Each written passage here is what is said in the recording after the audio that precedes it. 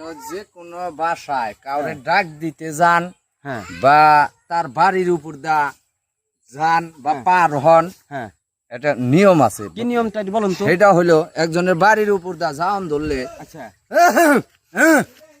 বাড়িতে কেউ আছেন না, এই কথা যখন কইবেন, বাড়িতে যদি কোনো মহিলা মানুষ হ্যাঁ বেউপায় ভাবে থাকে, হ্যাঁ অনেক সময় আছে তার বাড়িতে বা তার ঘরে সে তার ব্যক্তিগত ভাবে থাকে বা মাথার কাপড় থাকে না বা কিছু, তখন যখন আপনি এই বিষয়টা সুরটা দিবেন বা কাশটা দিবেন,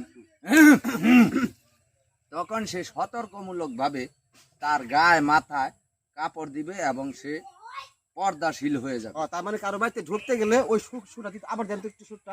সর্বপ্রথম যদি কথা নাও বলেন, অন্তত কাশ দিয়া সালাম দিবেন, হ্যাঁ, আসসালামু আলাইকুম, বাড়ি কেউ আছেন?